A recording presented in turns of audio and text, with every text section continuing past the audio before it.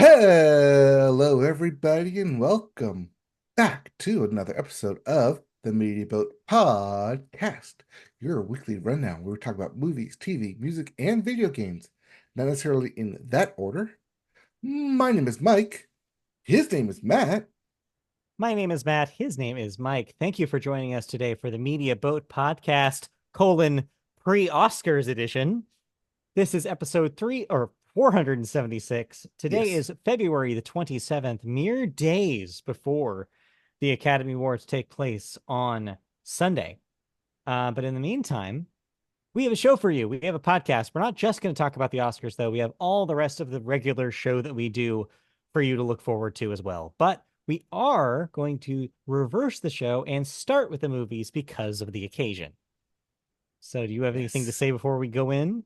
This is gonna be a long one, but we are gonna do our Oscar predictions right at the beginning here, which means for all you dedicated listeners, everything else is gonna be at the back. Yes. So, stay tuned. But let's start with the movie section. And we always start the movie section with the other contentious part of the show, the weekend box office numbers. So this week, we were right about the number one holding over from last week. Captain America Brave New World Yep. did indeed make number one again, $28 million this week. That's at 141 million total domestic, which means the pick is in. We had the number at 35 million, the over under. And it looks like you were correct. I went Or under, wait, yes. yeah, said that it would make I under was that. at I was pretty at 30, and you're like, but it's a Marvel, so you put it at 35. Yeah, I think I was being a little generous. So Yes. yeah, I guess you take that one this Yes, week. but it does bring us back to even at 4-4 on the box office. Oh, just wait. I think this next week is going to be more of a challenge. Then we go to number two on the box office this week, which is The Monkey, which made a clean $14 million in its debut. Number three, Paddington in Peru, another $6.5 million for that movie, and that's at 25 domestic. Number four, Dogman, because kids still got to see movies, is another 5.8 million this week. That's at 78. It might not make it to 100, unfortunately. I thought it really would, but You it had just so lost much hope steam. for Dog Man. Well, I think what it is that I didn't realize how close in proximity it was to Captain America, which is going to cannibalize the theaters. Hmm. You're going to, as the more box office blockbusters come in, you're going to push that out of theaters. And I didn't consider that it didn't have legs or paws or something. Anyway, your number five, wrapping up the top five this week, is Niza 2. That's at $3.1 million this week. That's 15 million domestic. Domestic. But you have an asterisk here to remind us to talk about the global numbers. Obviously, this is an international hit to the Yes. tune of way too much money. Already $2 billion worldwide. 2 billion accounted for what China is reporting on it. Sure, yes. Because like the site I use, Box Office Mojo, doesn't have that as the international number. But according to all the stories I've read this past week, it does hit 2 billion. Uh, Technically not last weekend, but as of today, it does Yeah. hit $2 billion. There's a lot of people who live there. I don't think we need to tell you that, but yes. And so that's the big effect that it has on ticket sales. So yeah, apparently I read that this now took over the global record for animated feature over Inside Out 2, which had just recently passed that. Yes, it's also probably going to break the record for the single location Hmm. of a movie film as well, which previously was Star Wars: The Force Awakens, which was at 1.8 or 1.7, 1.8 for just US Right. billion, of course. Yeah. So yeah, a big international success. Will we ever see it here? Do I mean, anything it is close to here. that number? No, but do anything close to that number? Probably not. Probably No. not. All right. I hadn't even heard of it until I saw that headline. That's Well, how. remember last week I was at number five, and I thought, oh, that's just Yeah. your Bollywood film. Nope, Right. It's turned out not. I was wrong. No, you were wrong. That's Yes, okay. it's Anyway, okay. We're all wrong on this one, we apparently. were all wrong on this one. Oh, I didn't even. Right. Oh my gosh. I'm so sorry. I just realized I watched 3 movies this week.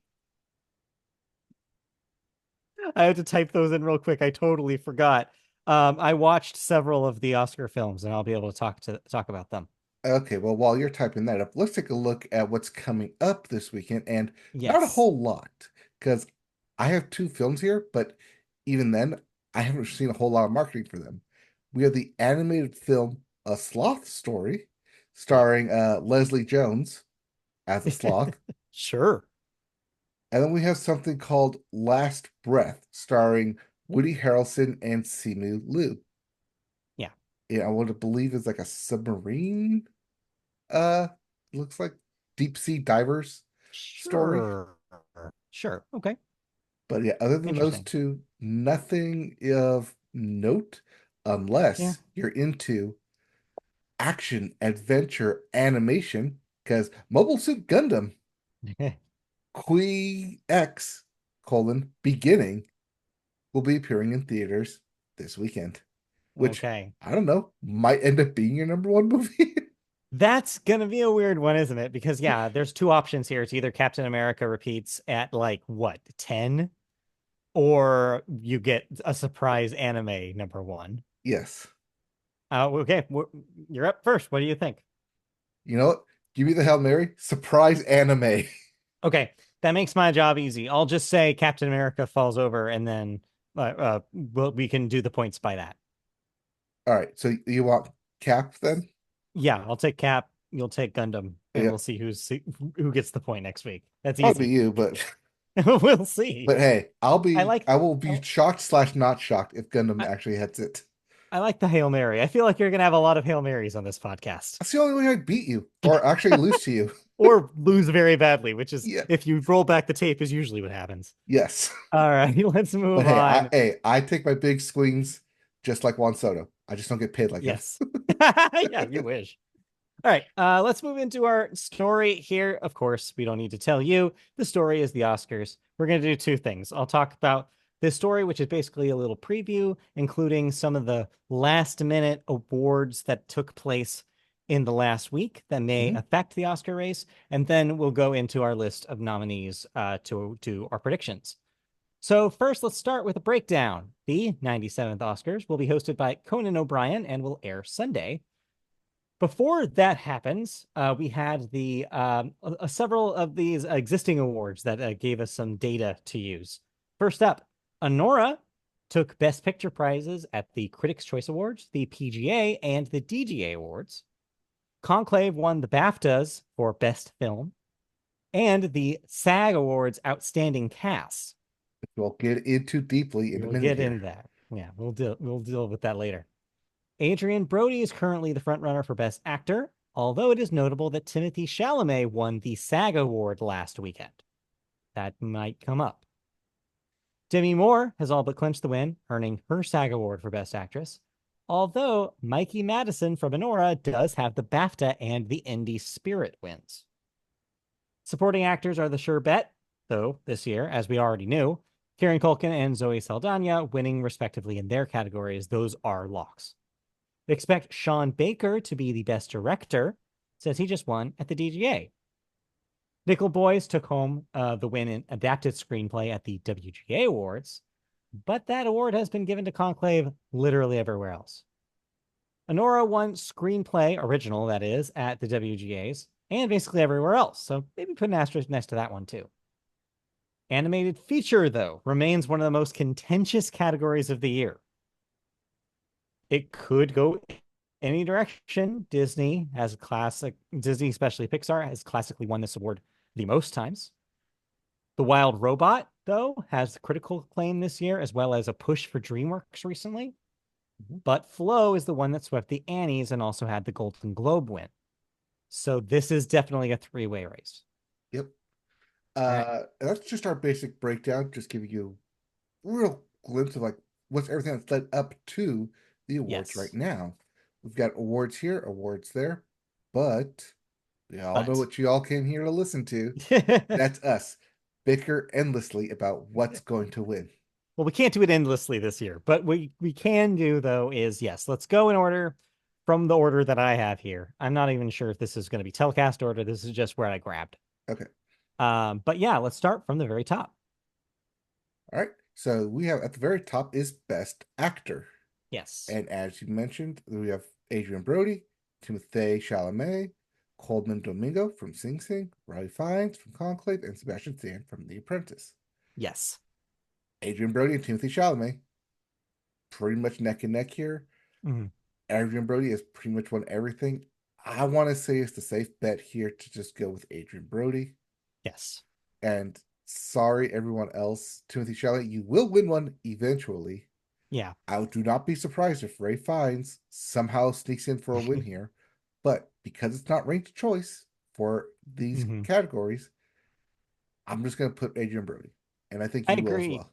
Yeah, I agree. I'm going with Adrian Brody as well. I think Timothy's SAG award did give me a brief reminder. Oh shit, maybe he has an outside chance at this.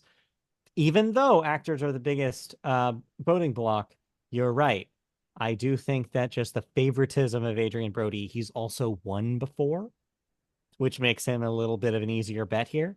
One interesting note about Timothy, if Chalamet won, he would be the youngest winner of that category, which makes it an interesting kind of trivia fact.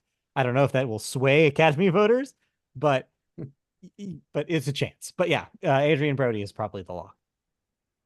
Right. And that brings us then to Best Supporting Actor, which Mhm. is the lock, as we mentioned, for Kieran Culkin. Yeah. One everywhere else, you have, and the rest, including Yura Borisov for Anora, Edward Norton for Complete Unknown, Guy Pearce for The Brutalist, and Jeremy Strong for The Apprentice. Yeah. But Kieran Culkin is basically the second lead in this film and Yeah. at times acts like the lead, even though it is not from his perspective. Yeah, I mean, there's been controversy over some of these nominees, Kieran Culkin's and Zoe Saldana's specifically. Mhm. But I don't think there's any controversy here. Yeah, give it to Culkin. I think there's an outside shocker chance of Jeremy Strong, but probably not. Probably not. Next up, we go into the Best Actress category with Cynthia Erivo from Wicked, Carla Sofia Gascon from Amelia Perez, Mickey Madison from Anora, Demi Moore from The Substance, and Fernanda Torres from I'm Still Here. There's been a big recent push for Fernanda Torres in I'm Still Here, as well as Mickey Madison for Anora. But I see you have Demi Moore here, and I have Demi Moore here as well. Yeah. Uh, I think her Golden Globe speech for winning there, pretty much won over anyone else who was maybe on the fence. And it's just Yeah. like, you know what? Yes, let's award Demi Moore here. It's the feel good story of the year. I think that's what pushes her forward. That being said, having seen both of those films now, as of this week, I can say from personal taste, I do think Mikey Madison's performance is probably better and is probably my personal favorite. That being said, more people probably saw The Substance and more people probably liked the story. And also, more people recognized Demi Moore. So I think that that's going to be the push. And I think she'll win this. Also, The Substance is a movie about Hollywood, about They aging love that. actresses, and just right in that wheelhouse. Yes. And then Best Supporting Actress, as we mentioned, so is Saldana. Just lock it in for Amelia Perez here. Yeah. So give claps and cheers to Monica Barbaro for A Complete Unknown, Ariana Grande for Wicked, Felicity Jones for The Brutalist, and Isabella Rossellini for Conclave. It's nice to Yeah. be nominated when you know you're not going to win. Yeah, I think this is similar to the Kieran Culkin thing. There will need to be a miracle for Saldana not to take this, regardless of the press that Emilia Perez has gotten. Mm-hmm. All right. So we've been in lockstep with pretty much all the acting categories here now. Yeah, yeah, All right. That ends. yeah. From here on out, it's who anybody's game. Right. Because we get into Best Animated Feature. We have Flow, Inside Mhm. Out 2, Memoir of a Snail, Wallace and Gromit, Vengeance Most Foul, and The Wild Robot. So we've seen, well, you've seen four of these. I've seen three of these. Yes. I did start to watch Flow this week. Okay. I did not get to finish it, Dang. but I did get about the first 10 minutes in, and I liked what I saw. Yeah. I liked where it was going. You, yes. But yeah, don't. I know you're going to talk about it later. Well, now that I know you haven't seen it, let's maybe hold it to next week's show. All right, let's hold to Um, next week's show. what I will say though is I think it's a masterpiece. I loved every second of that thing. You did not get to even the best parts of that movie. The and stuff that happens towards the end of that film is some of the most incredible things I've seen in an animated film. And there's a reason why this thing has a chance at winning. However, you'll notice I do not have it. And that is because I do think that it is fighting an uphill battle against the Wild Robot. As much as I'd like it to win, I think that its Golden Globe win should not be trusted as its Annie win should not be trusted because that is both a lot of different markets and also it is the animation market specifically. I do think that when you broaden out to a larger voting pool, they're going to vote for the more familiar names. Right, which brings it to the Wild Robot, Inside Out 2, and Wallace and Gromit finished most foul. Yeah, and Wallace and Gromit, I think that that's a weird wild card here. They do have Aardman has a history of Oscars, and yeah, Inside Out 2 does have the box office win. It's definitely the one that probably most voters have seen. However, I think the combination of a mainstream studio plus Chris Sanders, who is due, let's be real, he Mm-hmm. needs one of these things. The fact that he doesn't have one is ridiculous. So yes, I think that's the path. I agree with you, which is why I think Flo's going to win. All I think right. because, Okay. like I said, it won the Golden Globe, it won the Annie, it's on people's radars, and it's also nominated in Best International Film, Yes. which is I'll very give rare. you I'll give you this one because I do think this could go either way. I'm just instead of going with my heart, I'm going with my brain on this one. And I think my brain says Wild Robot, even though out of the two, I liked Flow better. See, having seen Wild Robot, I understand completely. Yeah. And yes, Chris Sanders, master at Yeah. what he does Yeah. here. They're both They're excellent both animated great movies. films. They're like And 1 and 2 in the animated you can't categories. do Like, what A1B. yeah, You can't really have a tie. no. Although we have seen that before in the Oscars. It has happened, but not All for right, a very long half points time. here we come. Yeah. But yeah, we'll split there. I'll go with Yes. Flow, even though I haven't completed it, but You I've you seen you will. enough to where I'm very impressed with it. Yes. All right. Next, we go to Best Cinematography. We have The Brutalist, Dune Part 2, Emilia Perez, Maria, and Nosferatu. Mhm. Uh, it's gonna be no shocker here that with all the technical awards, I'm gonna be lockstep with one film and one film only. I mean, I get it. My film of my best film of 2023 because it was delayed into 2024, and that is Dune Part 2. I still Mhm. think it's the best film I saw, best film shot out there. Uh, Pretty much anything technical awards, I think is going to go Dune 2's favor more than anything else. You don't Yes. seem to think that way, though. I see what you mean, and generally most years I would agree with you. But the gimmick with the brutalist is how it's shot. Like this is the entire reason this film exists is because it was one guy who decided that he wanted to make this very specific niche movie about a very specific thing and he wanted to shoot it in a very specific way. I think the way this is shot is going to be the hook for most Academy voters. I think when you think cinematography this year, you think The Brutalist, and I think that most voters are going to check that box. Right, but Dune Part 2, or Dune has the name behind it. Dune Dune will has the get its Warner due Brothers. later. Trust me. There will be Dune Yes, Oscars. we'll There will get be to exactly two, and yeah, they will be later in the yes, we'll get ceremony. to visual effects. Yeah, we'll get there. But All right, sure. Okay. All right. We'll split there. we'll split there. Next, best costume design. We have A Complete Unknown, Conclave, Gladiator 2, Nosferatu, and Wicked. I guess they can't start putting out their Oscar nominated Gladiator 2 Yes. So. or Academy Award nominated Gladiator 2. So congratulations. Hmm. But yeah, lots of costumes in here. I'd like to think Gladiator 2 has an outside shot at winning because Swords and Sandals. I'd like to think Conclave has a chance of winning, but I'm going to go with the period piece here. Hmm. That is Nosferatu. Interesting. Uh, I watched a lot of behind the scenes of Nosferatu. They are very specific in what they allow in that film, very specific to the period of early 19 or 18, early 1800s. And I gotta check here real quickly. Mhm. Is this also in production design? It is in production design. I think it's going with both. No. It Oh is. It's wow. best Okay. production That's a design. You are making a swing.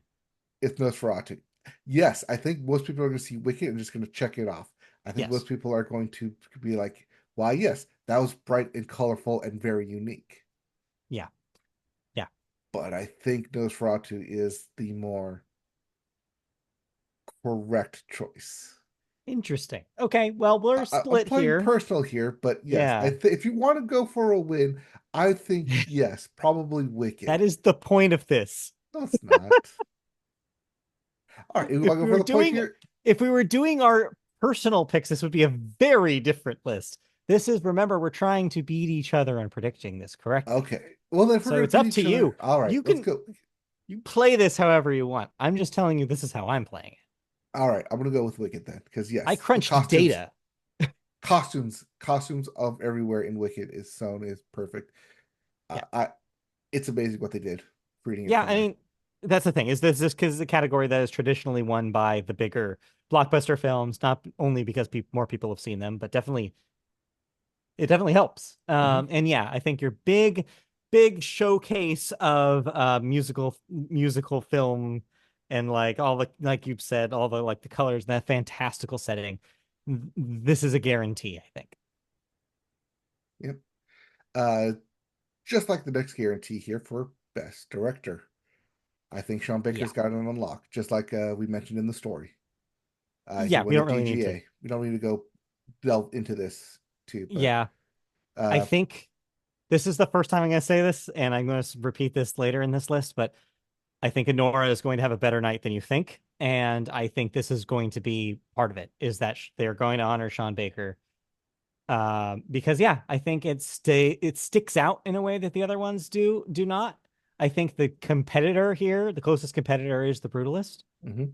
Um, that's a very different kind of movie, trying a different kind of thing. And also, I think it probably is a harder to like film than Anora is, even though, oh boy, I'll get into Anora later.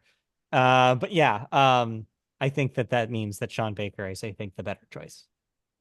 Yes, if I had to pick a second one, a 1B, it'd be Brady Corbett. He Yeah, did, he won the was Golden it the Globe. Golden Globe? That's what I'm thinking of. Yeah. Yeah, but again, Golden Globes never a great Yes. They thing to started, but they reference. never ended. Yeah, yeah, true. All right. Next, we All go right. to both of the documentaries, our feature film and our short film.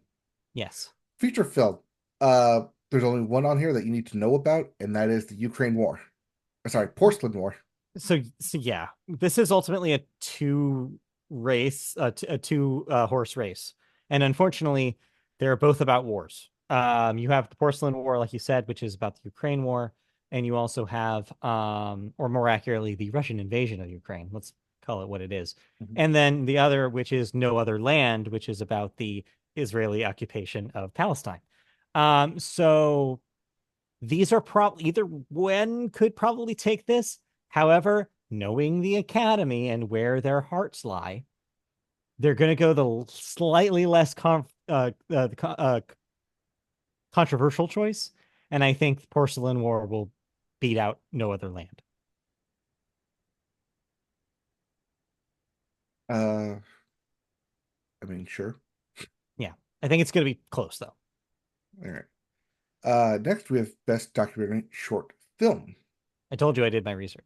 Yes, Death by Numbers, I Am Ready, Warden, Incident, Instruments of a Beating Heart, and The Only Girl in the Orchestra.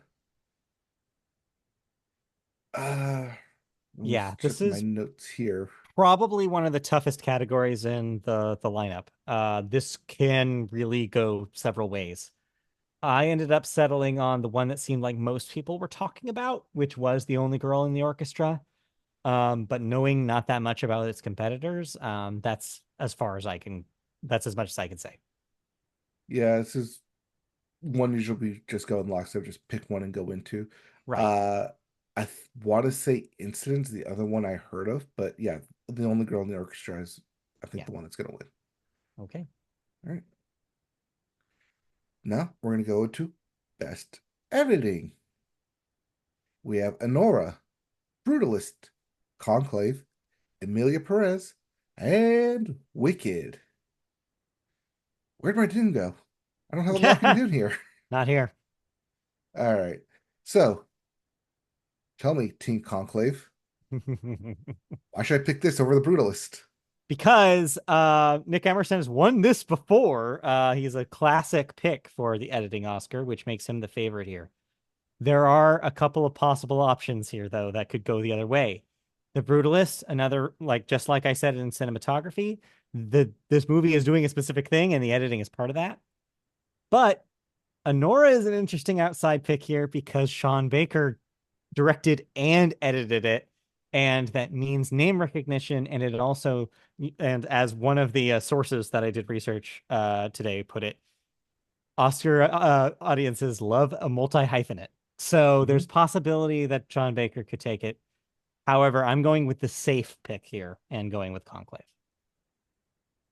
Yeah, I'm as much. I think I want to go Conclave too, but Brutalist seems to be calling my name here. Okay, all right, fair. Although you do make a strong, compelling case for Sean Baker. So, listening audience, if you want to make that Yeah. strong case for double award-winning Sean Baker here, go ahead. But we here at the Media Boat will not. I'm gonna go with It's the a tough, Brutalist. this is And a you're gonna tough go with one. Conclave, Of the major awards, this is probably the toughest. right? All right. Then we have Best International Film. We have I'm Still Here, which is from Brazil. The Girl with the Needle from Denmark. The Seed and the Sacred Fig from Germany. And Flow from Latvia. Yeah. But only one here is going to be nominated for Best Picture, and that is Emilia Perez from France. Well, I'm Still Here is also nominated for Best Picture. Don't forget. Yes, I I really forgot do. that they were here. Yeah, I really do think this is a coin flip. This is I'm Still Here or it's Amelia Perez. I want to like if you're talking about what I want to happen, I would rather I'm Still Here take this and shut out Amelia Perez outside of Saldana's win. That would be a nice thing to see.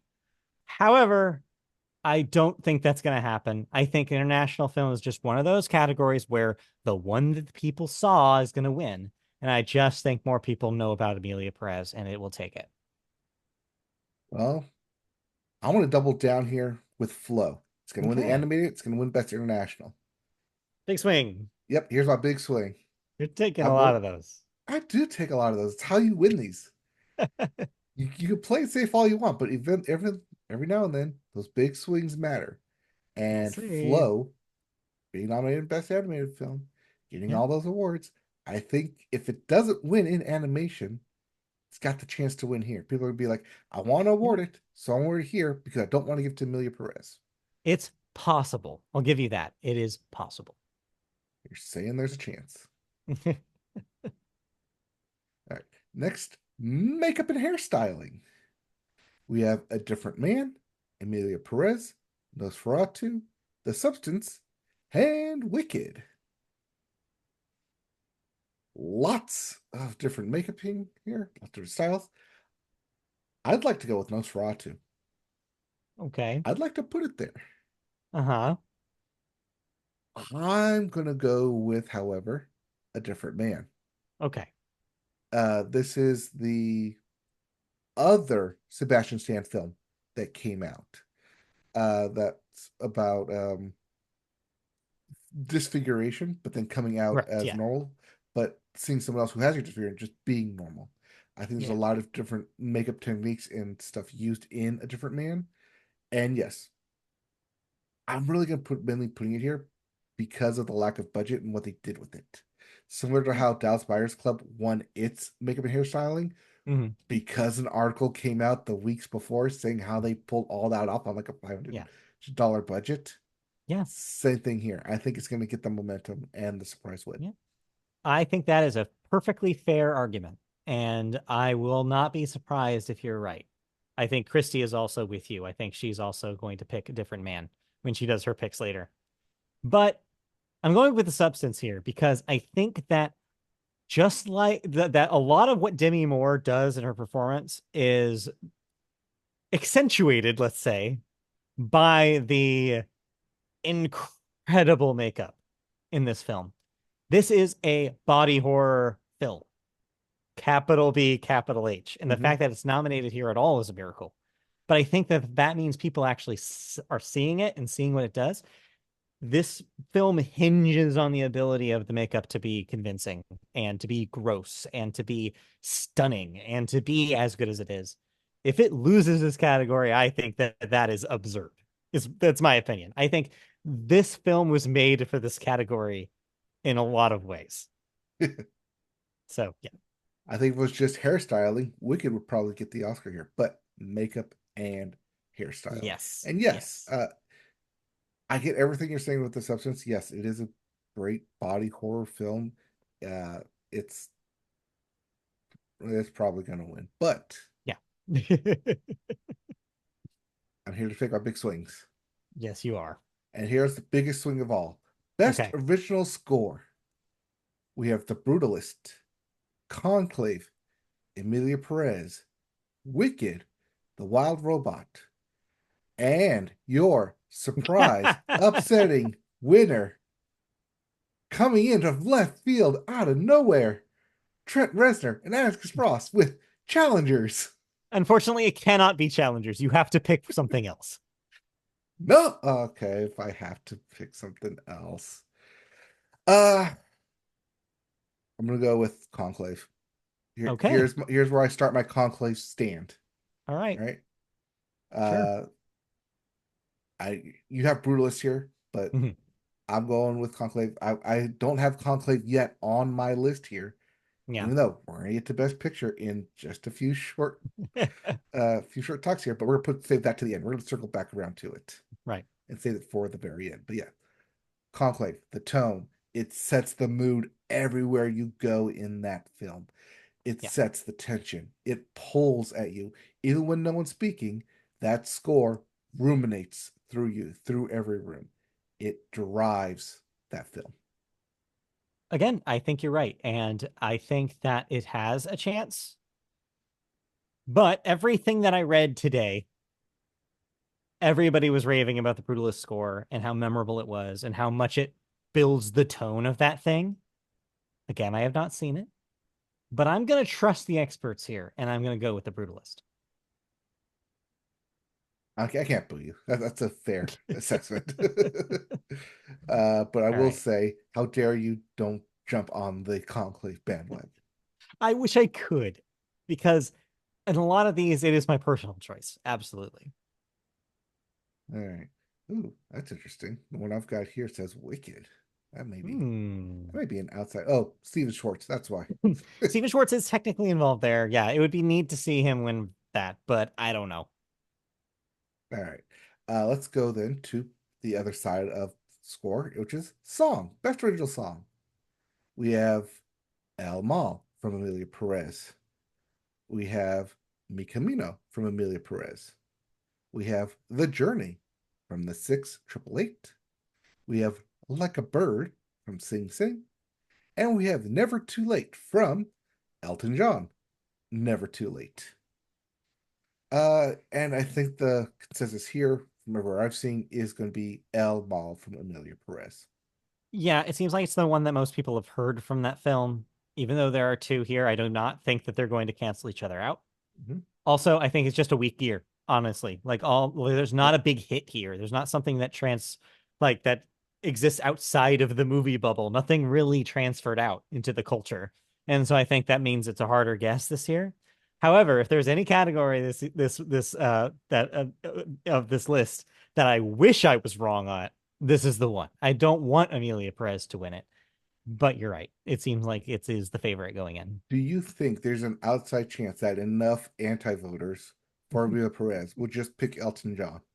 I don't think so, because if they are going to do that, it's the journey. Because I think a lot of people would love that feel good story about Diane Warren finally winning after what, 16 nominations or so and 16 losses. So that's possible.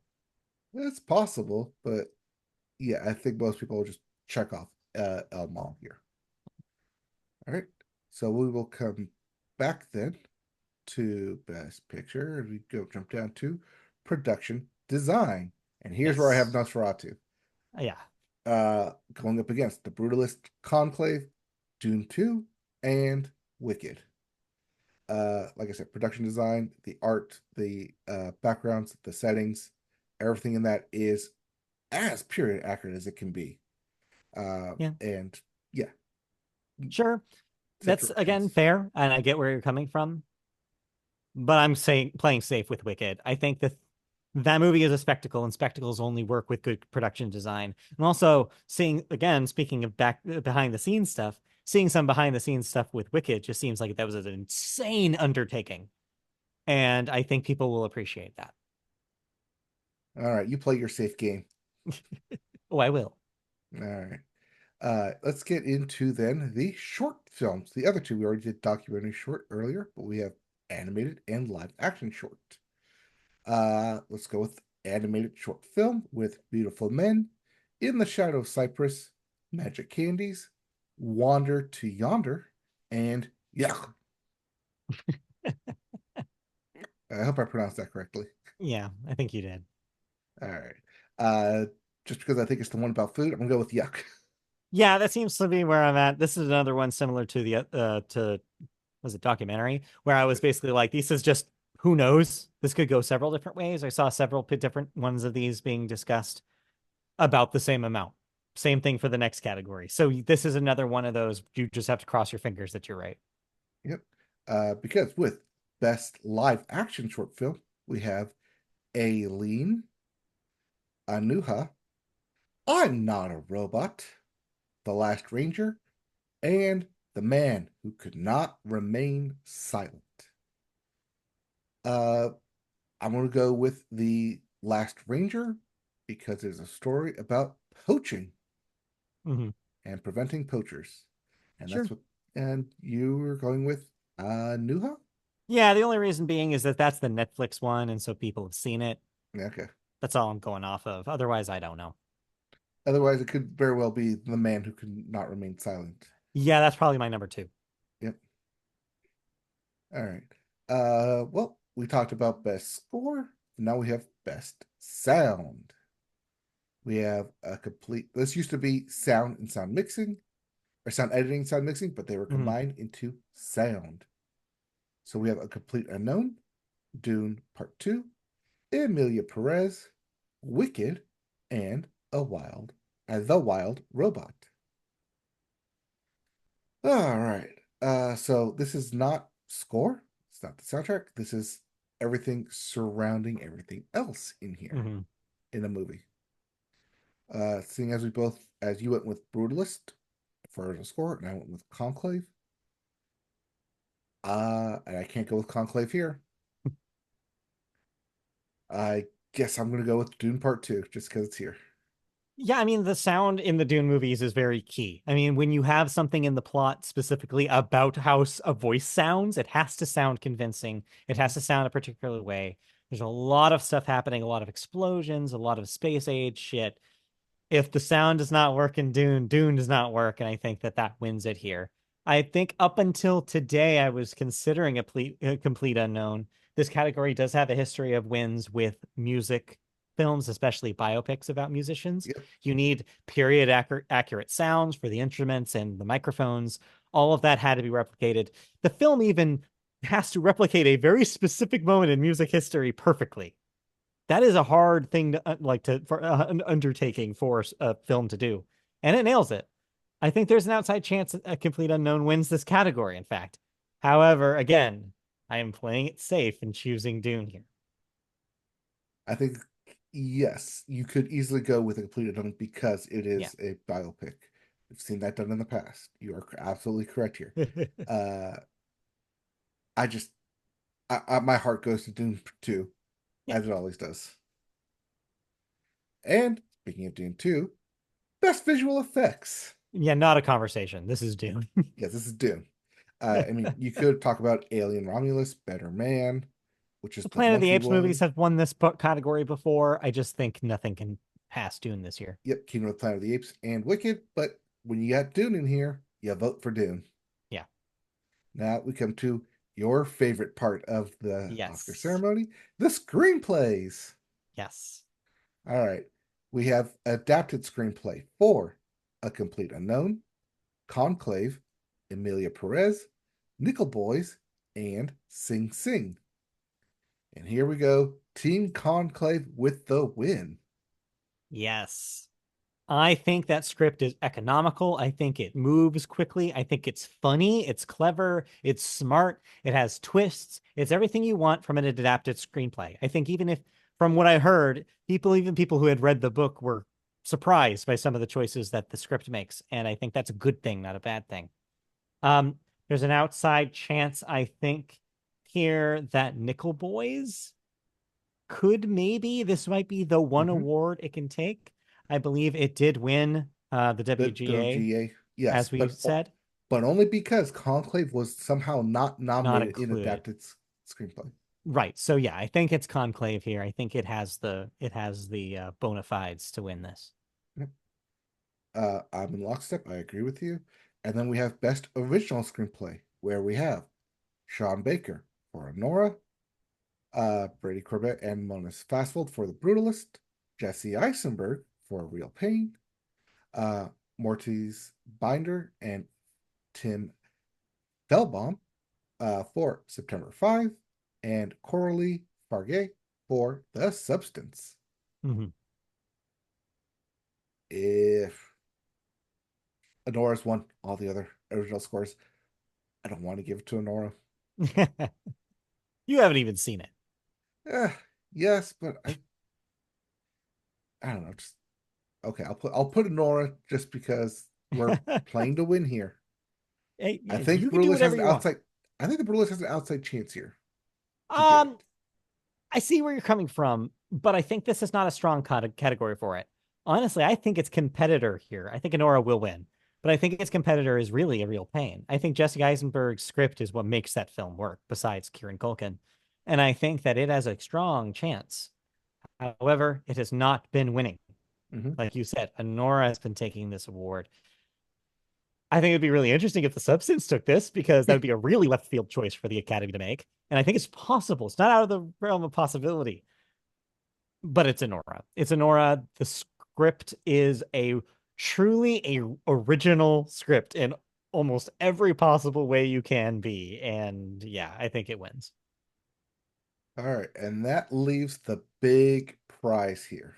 Yes. Best Picture. We have 10, count them, 10 nominees this time, starting with Anora, The Brutalist, A Complete Unknown, Conclave, Dune Part 2, Emilia Perez, I'm Still Here, Nickel Boys, The Substance, and Wicked. So right off the bat, we can eliminate several of these, Yes. including I'm Still Here, Nickel Boys, Wicked, and probably A Complete Unknown, Mhm. leaving Anora, The Brutalist, Conclave, and Emilia Perez and The Substance as our top five going Yeah. into the Best Picture.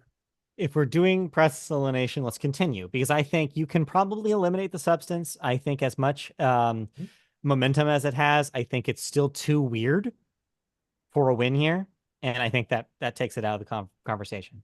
I think we can also take Emilia Perez out of the conversation. I think it was there and then now it's gone. I think that all the momentum has gone. Like just the bad press did it in. Mm-hmm. So that leaves you with, I think, a three-way race. I think this is Anora, The Brutalist, and Conclave. And honestly, I even think The Brutalist lost some steam.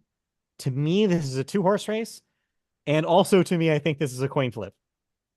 This is my swing. My swing is Anora. I think there's an absolute chance the Conclave wins this because it is the safer choice, ironically enough. It's the feel good choice. And I do think that, and I will be totally fine if it does, because I do think it is my favorite of the two. That being said, Anora has incredible momentum right now. I think Sean Baker's directing win will maybe seal it. I think that there's just enough of a push, last minute push for Anora.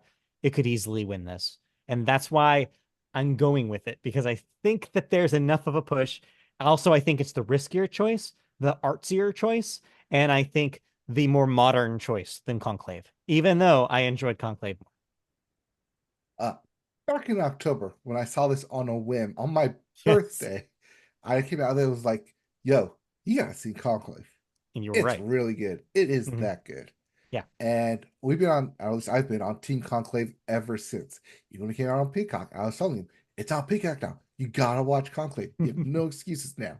And Right. you watched that film and you gave the exact same praise I did. Yes. It's excellent. Uh, I love everything that it does.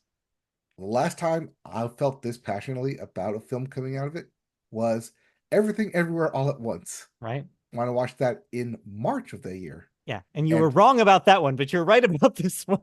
no, it won Best Picture. No, I'm saying you were wrong because I don't think it's that good, great, Oh, but everybody else did. And yes, you ended up getting the best picture win.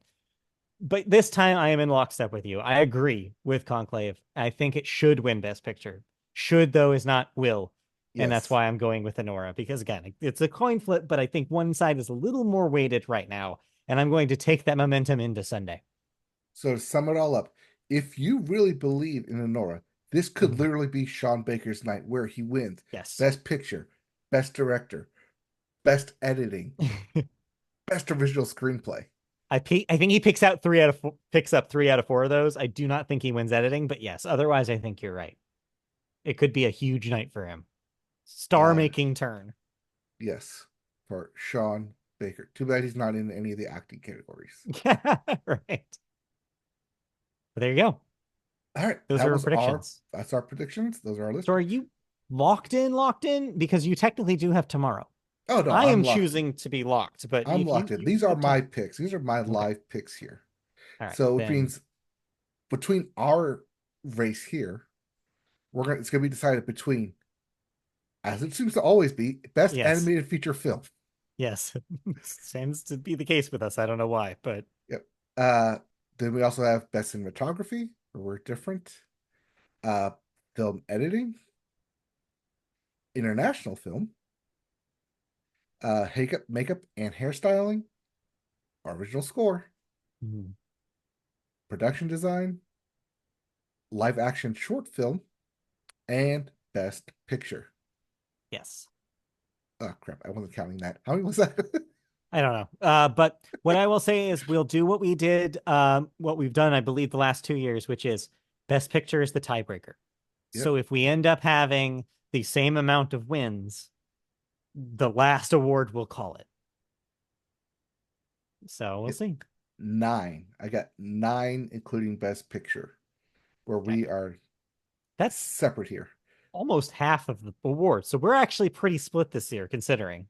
Yeah, that's usually how we typically go, is that Yeah. I'll win, I'll edge some, you'll edge Yeah. some, and we'll typically end up somewhere around the 13, 14 wins. Fair enough. All right. That's it for the predictions. We'll table the flow conversation next week, but I want to talk real briefly because I know we already are in an hour into the show. As we Um, expect it to be. I'm going to talk real briefly about those two Best Picture nominees that I watched this week for the first time: The Substance and Anora. Which one do you want to hear about first? I'm actually curious. Um, I know pretty much a lot about The Substance, Sure. so why don't we go with that? And where can I watch it? And don't tell me it's a movie. Unfortunately, it's Mubi, but you can get a 7-day free trial of Mubi and immediately cancel it, which is what I'm going to do. All right. So there's that.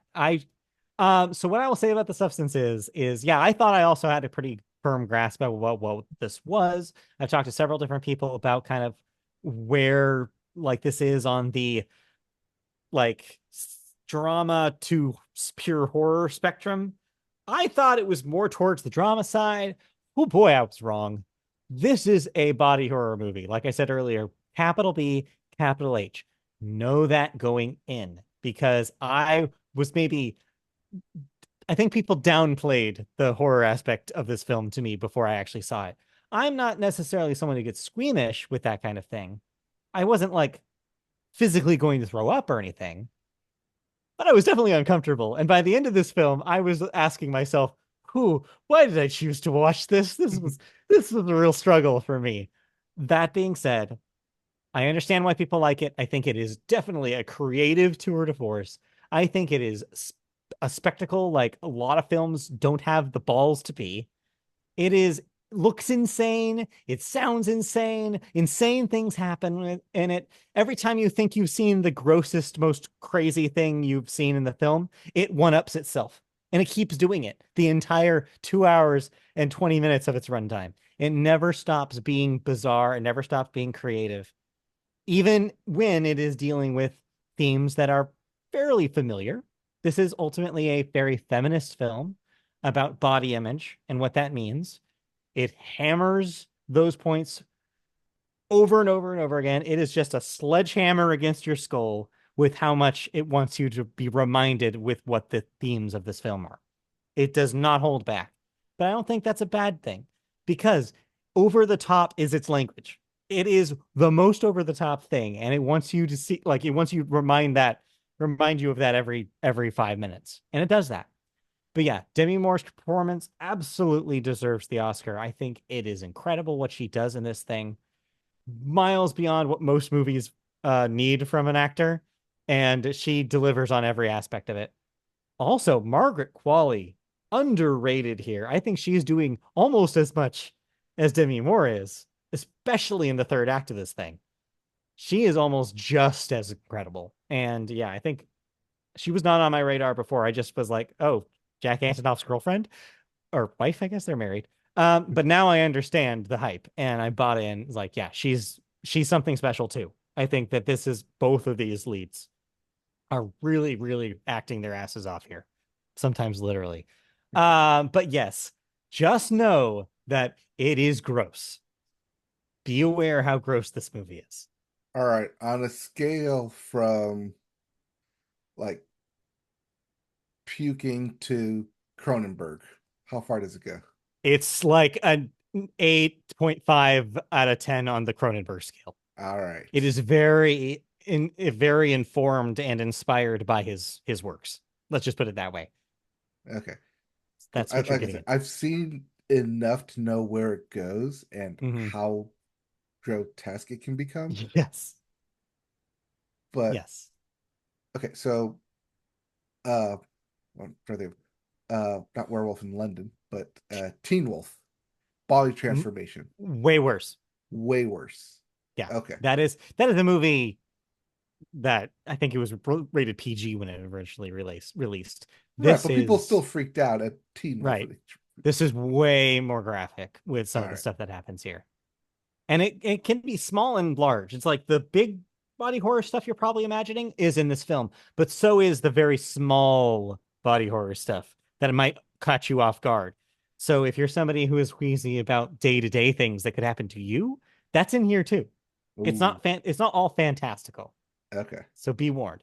That all that said, even though it's not necessarily my thing, which is I think where I landed at the end of it, Hmm.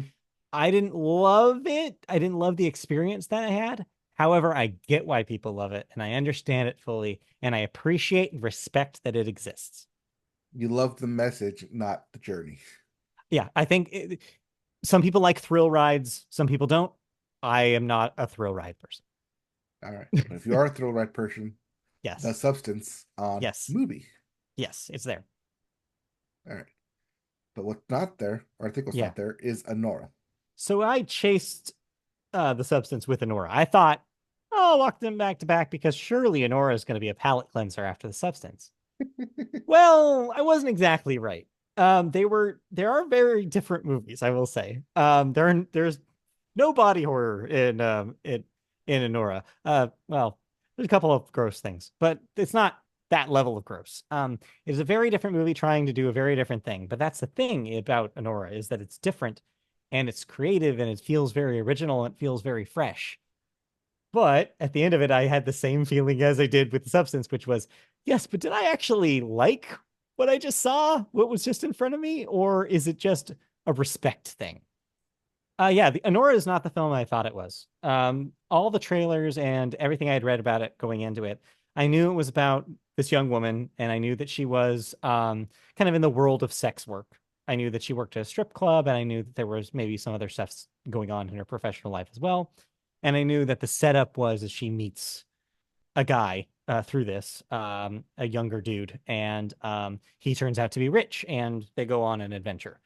That's what I thought this film was. That's what this film was up until the end of Act One. It turns into a very different kind of movie after that. You're still dealing with the same characters, but it turns into kind of this almost screwball crime comedy, which is Hmm. not at all the pivot I thought this movie was going to make. Right. Um, yeah, so Honora is the crux that makes all this stuff work. I think, like I said earlier, I think Mikey Madison's performance is amazing. She is a wrecking ball in this film. She is, every time she is on screen, you cannot look at anything that's happening besides her. Everything she says, everything she does, she is enigmatic. She is magnetic.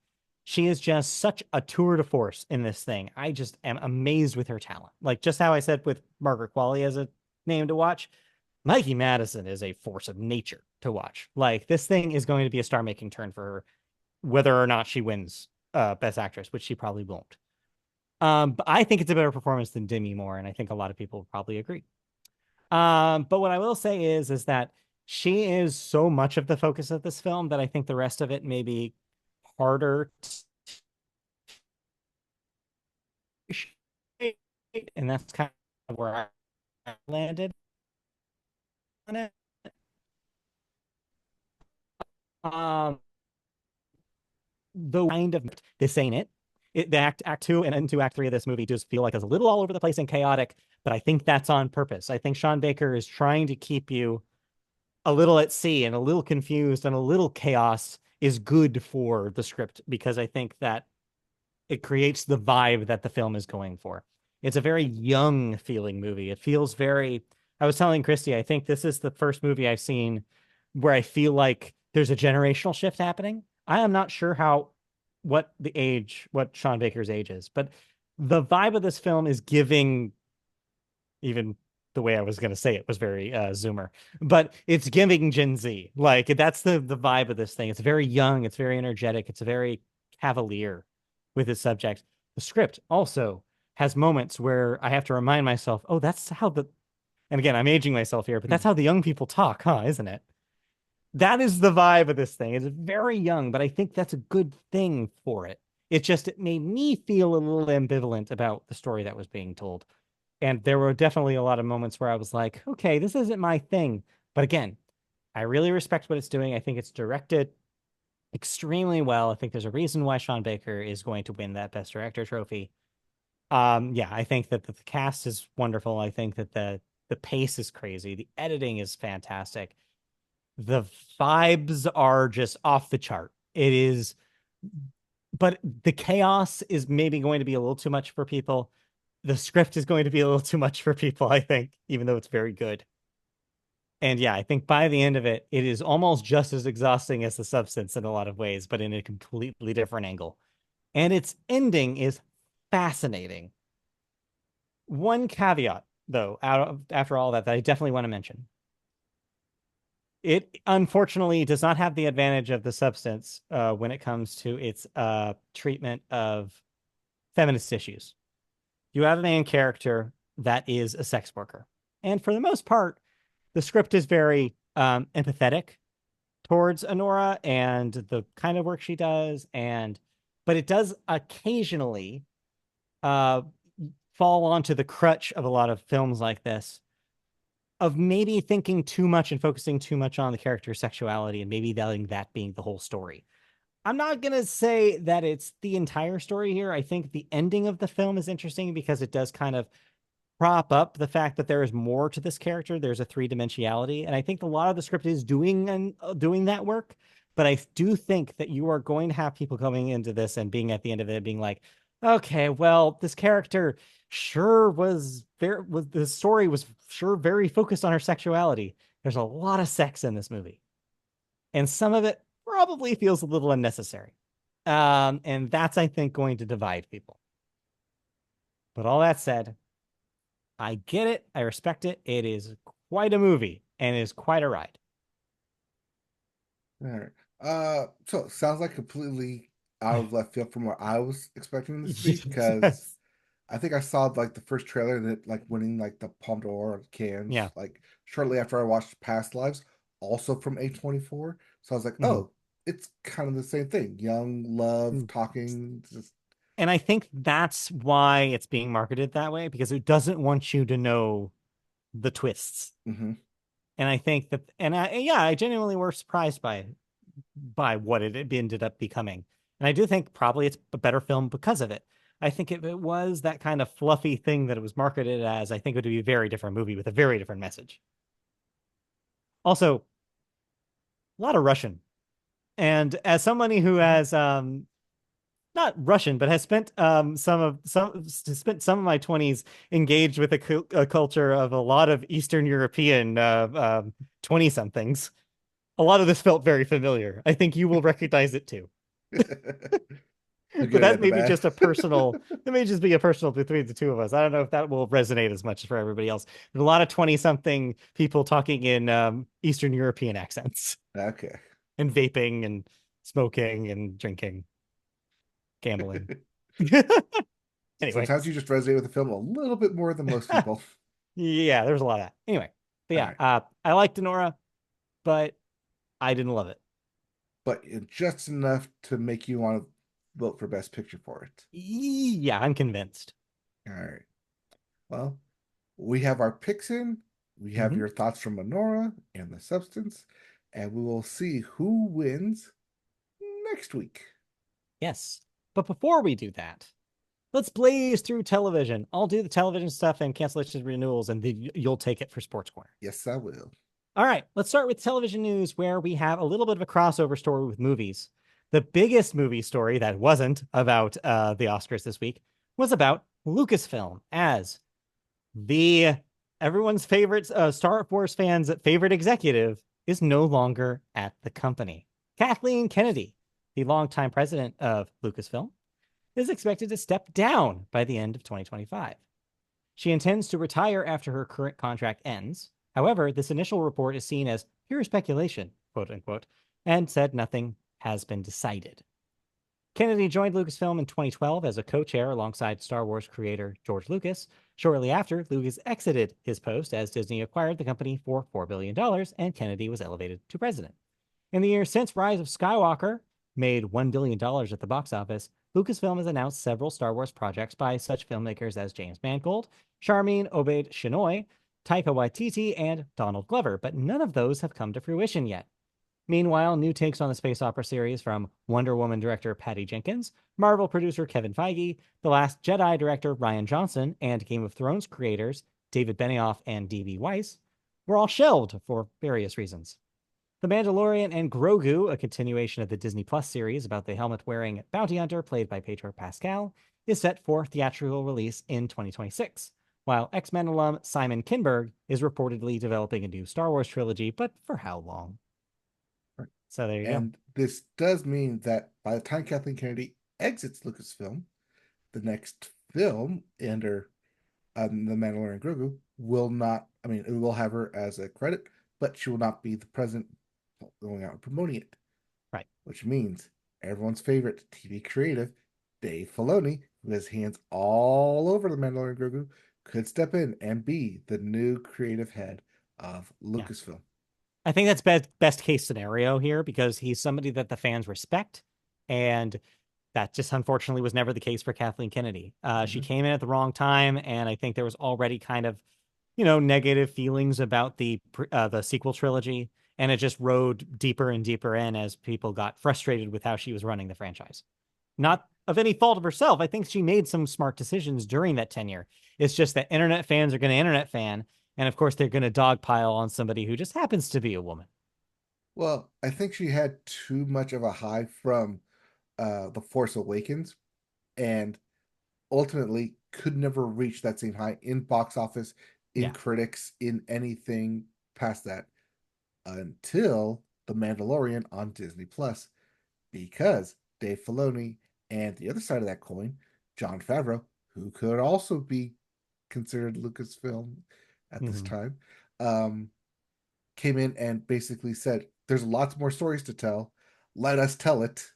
Right. And Kathleen Kennedy, as the head of Star Wars, kind of gets the recognition of promoting it and greenlighting it.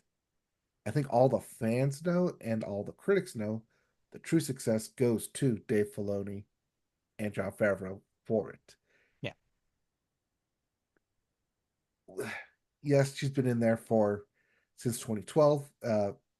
People have seen her maybe as pushing out George Lucas from Disney side, but ultimately, this is a business, and we have seen Lucasfilm outside of Star Wars, even the last Indiana Jones film, the Golden Circle or whatever it's called, Great Circle, Golden Circle, Circle Compass, The Great something. Circle is the video game. Right. The Dial of Destiny Dial is the of film. Destiny. Both circles. I guess so. But yeah, even that failed to like make a big splash in recognition. So expect Lucasfilm to go in a new direction. Mhm. Like I said, I think Dave Filoni will eventually take the reins here and bring in his own creative team and saying, we're going to break away from the the main focus of the Star Wars saga, everything happened within those 30 years, probably 40, 50 years. It's almost 50. Yeah, I'll say 50 years. Because prequels.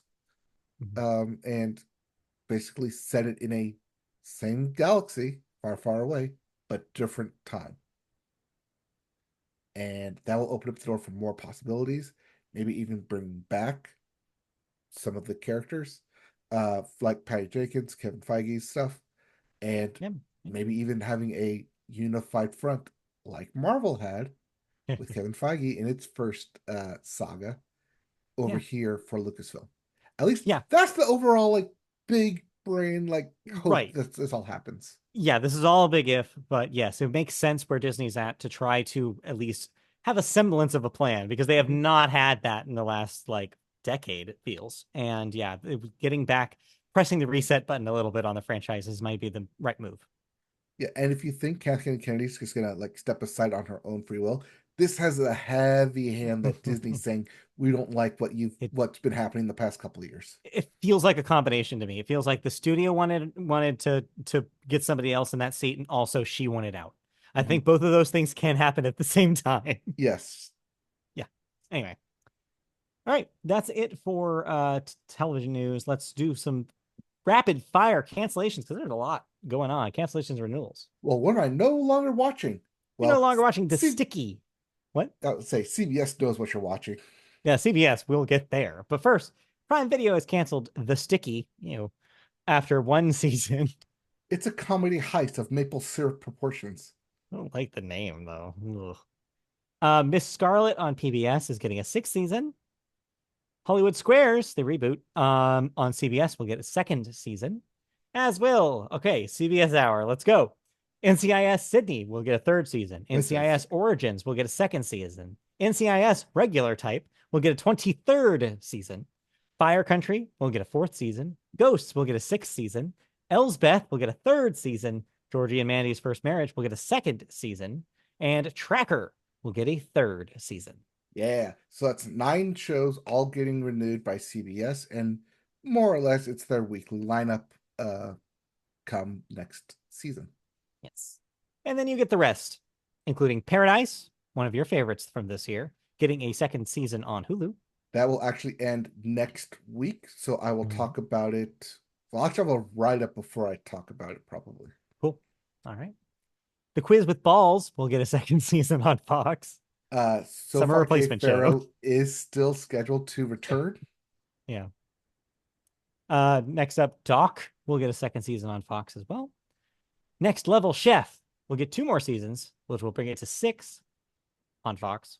Jury Duty will get a second season on Prime Video. I believe it's already been shot, according to something that I read. Yes, but it won't be an actual jury duty this time. Instead, it's going to be a Mm, company retreat. got it. Next up, Dark Winds will get a fourth season on AMC. Balin Out Loud will get a second season on TLC, and Outlast will get a third season on Netflix. Happy about that. I want There to you see my go. people lost in the woods. Yes. All right. We have some deaths, real rough ones this week, but unfortunately for time, can't go too far into it. We'll start with Larry Dolan, age 94, a baseball executive, owner of the Cleveland Guardians as of 2001, founder of FanDuel Sports Network Great Lakes, one of the many FanDuel networks. Well, yes, part of the FanDuel networks. Yes. Also before it got the name change, but Yeah, I figured. yeah. But yeah, and 94, that's a long life. Mm-hmm. Next up, Roberta Flack, age 88, singer known for Killing Me Softly with his song, The First Time I Ever Saw Your Face and Feel Like Making Love, has won 2 Grammys, 1973 and 1974. Yeah, Killing Me Softly with her song is her signature song, later covered by the Fugees, which I think is the more popular modern version. Yep. That being said, definitely, yeah, a legend of R&B. Next, Roberto Orci, or Orsi, not sure, It's age Orsi. 51, very young, screenwriter, worked on Star Trek, Transformers, and Fringe. This kind of looks like a go-to sci-fi writer. Go to for J.J. Abrams writer. He Ooh, wrote all those Transformers films and all the recent Star Treks. got it. Okay. Well, that's a sad one too. 51 is pretty young. Yep. Writer and producer for Fringe as well. Yes. And speaking of sad and very young, we lost Michelle Trachtenberg this week, only age 39, actress famous for her childhood work, like Harriet the Spy, but later bloomed into a very reliable teen and 20 something actor as well, including with roles in Buffy the Vampire Slayer and Gossip Girl. Um, Honestly, way better than I think anybody ever gave her credit for. She's Mm-hmm. incredible when she's given good material to work with, and this is just so sad. Like considering how much potential she probably still had, it's just yeah, this is upsetting. Yeah, 39 is very young. Yeah. Speaking as mid 30s ourselves. Right. And then lastly, the big one that happened just yesterday, or was that today? I don't remember. It was reported yesterday, but more reports are Okay. coming out today. Yes, Gene Hackman, age 95, a legend of the screen. Of course, famously Bonnie and Clyde, The French Connection, The Poseidon Adventure, Superman, Hoosiers, Unforgiven, Crimson Tide, Ants, The Replacements, The Royal Tenenbaums. Welcome to Mooseport. Okay, you don't have to have all of these here.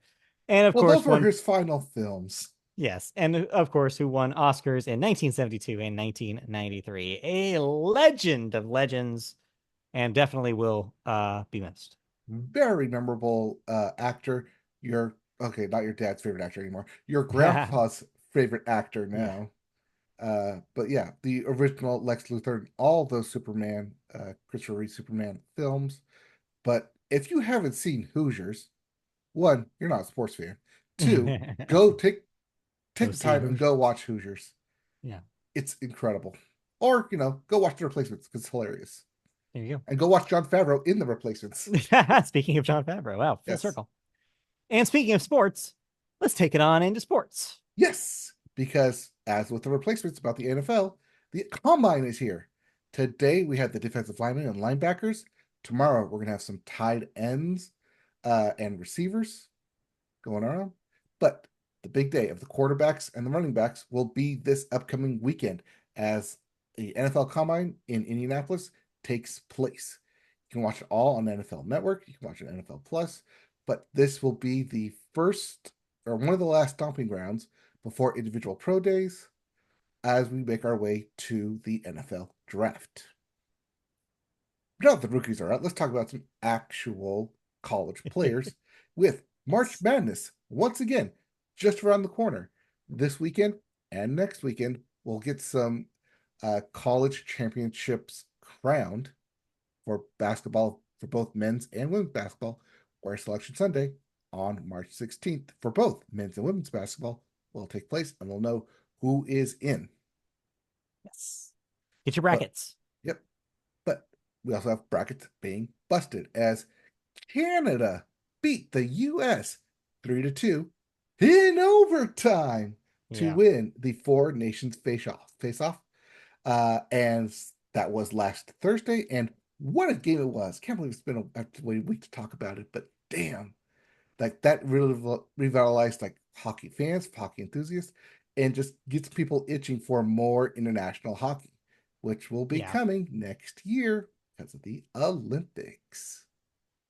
Looking forward to it. Yep, but some of the best hockey, just it was an amazing game. Just fun to watch. Yeah. Also fun to watch. Luka Doncic posting a triple double against the Mavericks in his third game with the Lakers and first against the team that traded him.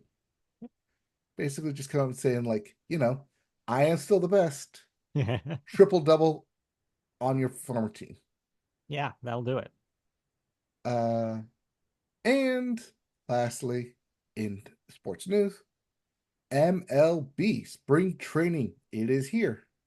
And we have the Chicago Cubs, who were undefeated until today. Yes. Yep. Unfortunately, now everyone has one loss, but it's spring training. There's still Yeah. time. There's still time. Spring training is to get all the kinks out. Well, apparently they didn't have many kinks until today, but I'm sure they're still getting them out. Yes. Speaking of getting them out, I saw a report today that the Dodgers will unleash Shohei Ohtani in spring training against none other than his former team, the Angels. Because they want to see somebody they can beat up on. That's what. Yes, a very easy win. Sorry, I shouldn't say that. Yeah, we're sorry, but yes, Yes. we're not bitter at all. What are you talking about? Well, I will go out to spring training and see the Angels take on That's the true. Dodgers. You're going to be able to report from the front lines in a couple weeks. Yes, but unfortunately, I'll go to their second meeting as the Right, first one. It will be taking tomorrow, Friday night. It's Friday night. So Angels are actually playing a doubleheader tomorrow, an right, afternoon yeah. game and then a Friday Split night game. split squad as they call it. Yep. All right. All right. Now I'll do it for sports. Okay. So let's go into video games where we have Yes. new releases. And Yes. what a release schedule it is. This is what happens every year. Everybody's trying to get their shit out before end of fiscal year. So March is traditionally the big release week or big release month. Yep. So we have a lot of big releases. All these are big releases. Starting with Suikoden 1 and 2 HD Remaster, Gate Rune, and Dunen Unification Wars. Wide release. You got it. You can play it. If you can say all that without taking a breath, you get it for free. We also have Split Fiction for the PC, PS5, and Xbox Series X. This is the EA title where two players co-op Mhm. take place in different fantasy worlds. Yep. I wish I had more time to play this game. Yeah.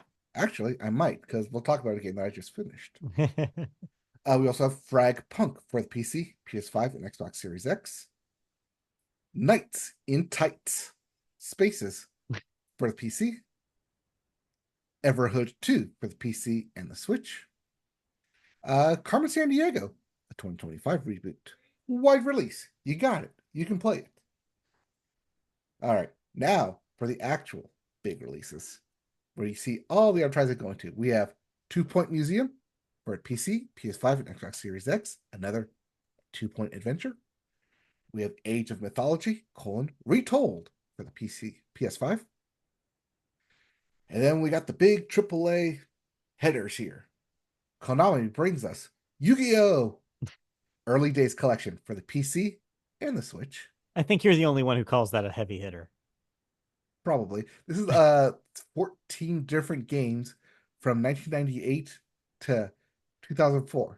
Yes, they put 14 games out in the span of like 5 years. It's wild. Some of them region locked to Japan, just now getting out. But there are other big titles, Monster Hunter Wilds, it's finally here. Yeah. PC, PS5, and Xbox Series X. Yes. Those monster hunters be wildin'. As they get wilded, we ourselves must catch some wild Pokemon because Nintendo Direct happened today. Pokemon Direct. Yes.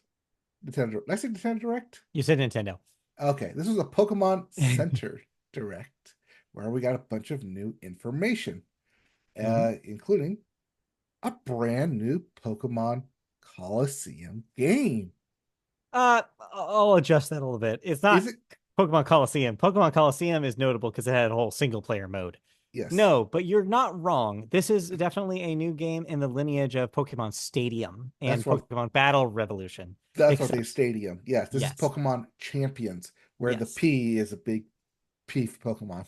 yes. So the interesting twist this time is that this is not just a Switch game, that this game will be coming to mobile platforms as well.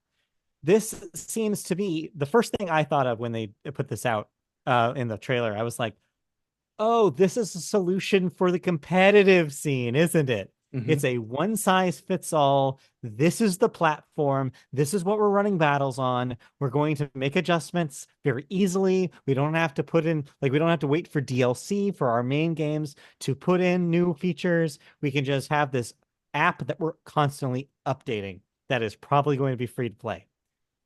This is That's their what this is. Poke. This is their Yu-Gi-Oh Master Duel. Yeah. Or more accurate, or a different way to look at it. This is a battle centric option for people like who got into Pokemon Pocket and Hmm. were like, I wish that the battles were more fully fleshed like the real game. This is solving a lot of problems, plugging a lot of holes for the Pokemon Company. The other interesting thing about it is that it interacts with Pokemon Home, which means that Pokemon that you've caught in Sword and Shield and Scarlet and Violet can be easily moved over, As and well even as older Pokemon games, Go. as well as Pokemon Go, which is an interesting option as well. So Hmm. it is a one size fits all solution to a lot of the Pokemon Company's issues. Not for me at all, but I'm glad that it exists for the people who are going to really enjoy it. Yes. While people will enjoy the battling system of that way, I found a new battling system that I'm personally excited for in Pokemon ZA because your Pokemon can now dodge attacks. They finally Yes. did it. They Yes. finally said you can make your Pokemon dodge, and if you're out of the area, you won't get hit. Hallelujah! The anime has become reality. Yeah, so it turns out that Legends ZA finally got its gameplay reveal today, and it is essentially the sequel to Legends Arceus, which I'm sure most people are super jazzed and excited about. I unfortunately am Except not you. most people because I was really hoping they would do something different here. I didn't really jive with Legends. But hey, that's fine. It saves me $60. But what I will say though is that for what it is very cool looking. I like that it's all in the city of Lumios. I like that it's a modern setting, unlike the kind of time traveling setting that you did in Arceus. Mhm. I like that new the new stuff they're adding to the battle and catching systems. I think that it's going to refine something that was already a very cool system, all like to begin with. I think the story implications that this game has is fascinating for somebody like me who loves the lore of X and Y and the and not Unova, Kalos. Kalos region. Like the stuff like with wait, Az is like here and he's doesn't look any older and somehow he runs a hotel now. Okay. It's like there's a lot of questions going on there. And I really like the character design of the rivals, especially the female rival. Very cool. Like there's some cool stuff going on in the fringes of that thing, and I really wish it was just attached to a game I wanted to play. But I think so many people will be so happy with this thing, and cool. Have your Pokemon Legends game. You deserve it. Well, there's a game for you in Pokemon Masters X and the Pokemon Trading Card game where the Masters X Mega Evolutions Yeah, are I also mean, coming out. really, the rest of the show was just like there's updates coming to literally everything. Yep. And yeah, the big ones are Pocket is getting another expansion by the end of the month. By the Ranked battles are coming. end of the month, by end of like this Yeah, episode. 2 days, yeah. And then yeah, like you said, like Masters EX and Pokemon Cafe and all of them are getting little bits and pieces here and there. So yeah, Yep. very While we good. didn't get any new Detective Pikachu news, we did get the confirmation that we Yes. already knew that Pokemon Concierge would be coming this year. Yes, September for that. So I'm very, very excited to see more Pokemon Concierge. Yes, Media Boat favorite show of the year, One of them. probably by this point. Yeah, We just maybe. just call it right now. Am I really gonna have to fight you on The Pit versus Pokemon Concierge at the end of this year? Maybe you have to watch the pit though. Anyway, I knew you were gonna say that. Anyways, but that wasn't it for video games this week. No, because while the Pokemon fans were all excited, the Warner Brother fans were continuing to get punished for Ugh. some unknown reason. Because Warner Brothers Games is closing three internal development studios and canceling its upcoming Wonder Woman game. So, Monolith Productions, the studio that brought us Middle Earth, Shadow of Mordor, and the sequel Shadow of War, will be officially shutting down. It was in development of a Wonder Woman game, which is also being axed. Jason Schreier from Bloomberg the sources also claimed that Warner is closing the Multiversus studio, First Player Games, and mobile focused studio Warner Brothers San Diego, which we talked about Warner Brothers, which are Multiversus being shut Mm. down 2 weeks ago, and now it looks like that entire studio's just going to be gone. Warner Brothers has confirmed the reported closures in a statement issued to Kotaku reporter Ethan Gotch. Quote, sorry, this is my sad Warner Yeah. Brothers voice.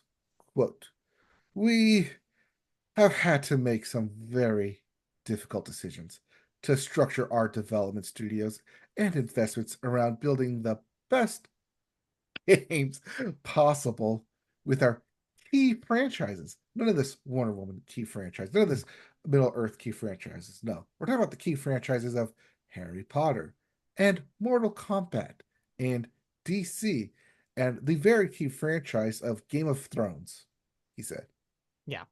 Uh, yes, this is yet another story about a studio closure, about a very talented group of developers, unfortunately, out of work. This sucks, and I wish I had more time because to talk about it, but we just don't. So what I'll leave it at is this is depressing. Monolith made some great games. If you haven't played the classic shooter Fear, holy crap, those games are awesome. And Monolith is such a talented, cool studio. Those Middle Earth games were fun, and I don't really even care for that, like that kind of game that much. But Shadow of Mordor is a blast. Like those games are really cool. That Nemesis system that they developed was unlike anything else. And the worst part about the story is that Warner Brothers keeps the patent. So nobody could Until still use it. for the next 10 years. It cannot Yes. be unleashed until 2036. Hmm. So yeah, it sucks on so many levels. It sucks for the people Unless who they use work it in there. another game, then they just it kind of gets rebooted. But Yeah, but oh, really, it's just Zaslav strikes again, and this just sucked ass. That's all it is. yes, I mean, there was a little bit of fear after the closure of Multiversus was Hmm. announced 2 weeks ago that, oh, are they going to go for the studios next? But we're like, no, no, like let's hold off. But you should have known better. We all should have known better. We should all know what that Zaslav ox was going for. And that was Exactly. cutting the studios. Yep. Sad, sad. Hmm. Uh, but yeah, this means that we're going to get a sequel, probably all hands on deck to Mortal Kombat 2, I think now, because we did one. Yeah, the sequel to one, right? Yeah, sealed one is two. The Legacy Harry Potter, which is now going to be Legacy again, even more legacier. Yeah. Whatever. It's weird they have DC here. If they shut the Wonder Woman game, Yeah. must mean a Don't think Superman about it game's too going to much. come or Yeah. a Batman game. And then Game of Thrones, because someone's playing those bubble games. Yeah. All right. Anyway. Anyways, I want to talk about a good game, but I don't Okay. have time to talk about a good game I know. because this game is not complete. Right. Lost Records, Rage and Bloom from Don't Nod, the people who made the first Life is Strange, the original Life is Strange before it got given to Square Enix and whatever Life is Strange 2 is. I don't know. You haven't told me anything about it yet. Uh, they're back with another Choose Your Own Adventure in Lost Records Rage and Bloom, where it's now 90s setting. and also current day setting as the story is told in a bunch of flashbacks. I feel this game on a personal level. I think you would feel this game on a personal level too. Probably. It's very 90s nostalgia, but also very rose-colored glasses 90s nostalgia as well. Where your main character, Swan, is experiencing her last summer in the States before moving to Canada. But in doing so, she makes some interesting new friends and records her life via a camcorder, which is the gimmick in this. Whereas it was a camera in Life is Strange, this one is now a camcorder. So you get to shoot and record and mix and edit. And I think that's really cool what they do with here. But there's also some mysterious happenings, and we only know half of those mysterious happenings. I have some theories on what's going to happen in tape two, which we won't get into until April. So maybe I'll save for my full thoughts for it, for tape two and Lost Records when we get to April.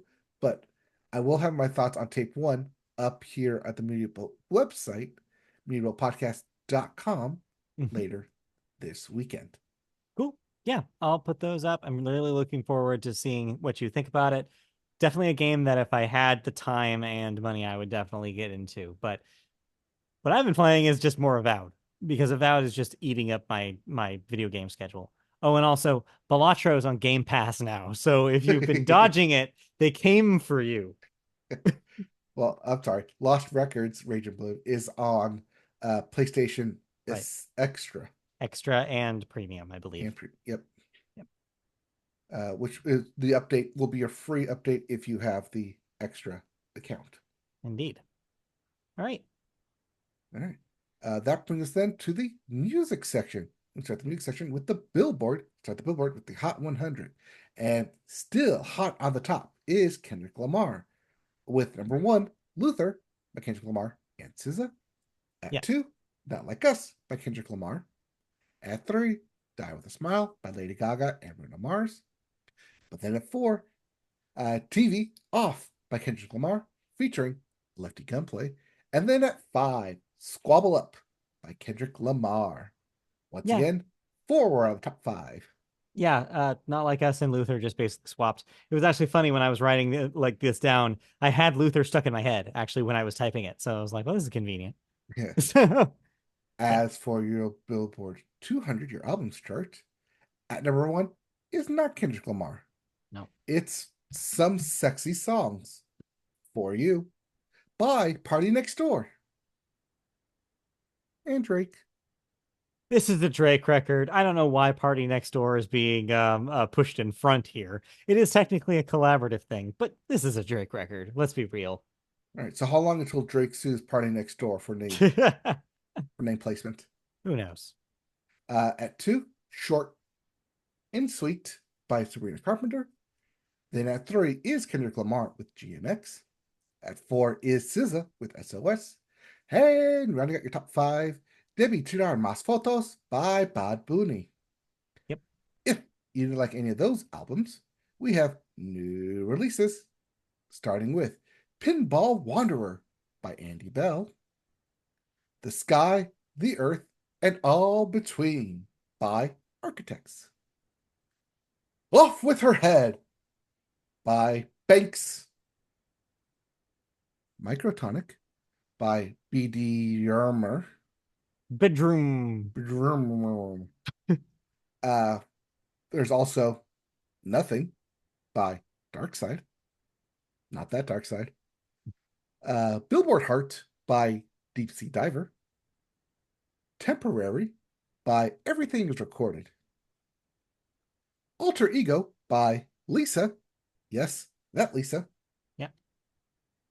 Sinister Grift by Panda Bear. Grip Sequel by Serpent with Feet. And lastly, Boys These Days by Sports Team. All right, let's get to the music news as we round out the end of this episode with iHeartMedia. Well, really, the FCC has warned radio station owners that it is cracking down on what it describes as a payola practice. In a letter sent Monday to iHeartMedia CEO Robert Pittman, FCC Chairman Brendan Carr says the FCC is scrutinizing the company's activity, particularly around the live music events it hosts throughout the year. Specifically, the FCC is pressing iHeart on whether it improperly pressures artists to perform without payment at events such as the upcoming iHeart Country Music Festival, which will be taking place May 3rd in Austin, Texas. Quote, it would be particularly concerning to me if, on the heels of the FCC's enforcement advisory, iHeart is proceeding in a manner that does not comply with federal payola requirements. Uh, Carl writes, quote, indeed, I want to know whether iHeart is effectively or secretly forcing musicians to choose between one, receiving their usual, ordinary, and full scale compensation for performing, or two, receiving less favorable airplay on iHeart stations. Close quote. So, payola, the old villain of the radio station, maybe has reared its head again. This time, coming in a way we didn't consider before, which was radio station run concerts. So, I had considered for a while that it was kind of weird that the radio stations do these because when you consider it, it is kind of a conflict of interest, right? They would want to ostensibly promote the artists that are going to be at their concerts that they're advertising. But isn't that kind of weird when objectively a radio station is supposed to be playing songs that are given to them by popular demand? And so you do get into some weird gray areas financially, and this finally is something the FCC is going to look into. I think it's about time. It does make sense that, yes, you're going to promote your concert. So it's like, hey, catch this artist at our upcoming concert by plugging their song. Right. But you also can't, it'd be interesting to see the metrics if how artists like play tapers off the closer it comes to a concert. Yeah. And if like if someone's not billed, do those plays steeply decline, sharply decline, or is it just we're gonna play the hits, but but we're gonna promote more the artists that are gonna be there, just to also like drive ticket sales, ticket prices, and then promote themselves Right. It's kind because of favoritism in a way. If yeah, they're going to be like, no, we like these guys because they play ball with us and they'll do their free concert for us. Not you guys. You guys turned us down, so maybe you don't end up on as a bonus song on the American Top 40 this or week. even if it's not Sorry. turn us down, it's you guys asked for too much, so we didn't put you Right. on our bill.